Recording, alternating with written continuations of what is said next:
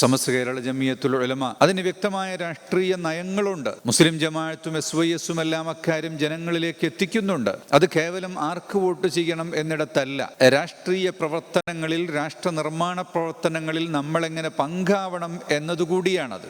വളരെ കൃത്യമായ ബോധത്തോടു കൂടിയായിരിക്കണം നമ്മൾ വോട്ട് ചെയ്യുന്നത് എന്നും നിർബന്ധമായും വോട്ട് ചെയ്യണം എന്നും ഓർമ്മപ്പെടുത്തുകയാണ്. അതോടൊപ്പം സമസ്തയുടെ വോട്ട് ഇത്തവണ ഈ കക്ഷിക്കാണ്, ആ കക്ഷിക്കാണ് എന്ന് പ്രഖ്യാപിച്ചിരിക്കുന്നു എന്നൊക്കെ പറഞ്ഞുള്ള വ്യാജ വാർത്തകളും ധാരാളമായി വരാൻ തുടങ്ങിയിട്ടുണ്ട്. അത്തരം വാർത്തകൾ കാണുമ്പോഴും ചിലരൊക്കെ ഉത്തരവാദിത്തപ്പെട്ട ആളുകൾ തന്നെ ഇത് ശരിയാണോ എന്ന് ചോദിക്കും. അത്തരം വാർത്തകൾ ശരിയല്ല എന്ന് ആദ്യമേ തിരിച്ചറിയാനുള്ള ഒരു ബോധം കൂടെ നമുക്കുണ്ടാകണം. ഇനി ഇലക്ഷൻ്റെ തലേന്ന് രാത്രി, അർദ്ധരാത്രിക്ക് ശേഷം കുറച്ച് മെസ്സേജുകൾ ഇറങ്ങും.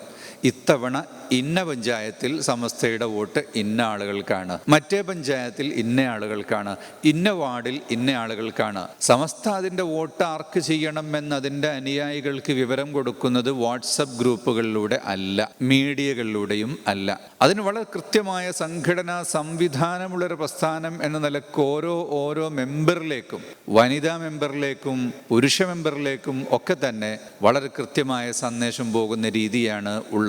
അതങ്ങനെ മനസ്സിലാക്കിക്കൊണ്ട് തന്നെ അത് ഈ രാജ്യത്തിൻ്റെ മൊത്തത്തിലുള്ള വികസനത്തെയും നന്മയും മനസ്സിലാക്കിക്കൊണ്ടുള്ള പ്രത്യേകമായ കാഴ്ചപ്പാടിൻ്റെ അടിസ്ഥാനത്തിൽ കൂടിയാണ്. ആ കാര്യങ്ങൾ ആ നിലക്കു തന്നെ നമ്മൾ നിർവഹിക്കേണ്ടതാണ്.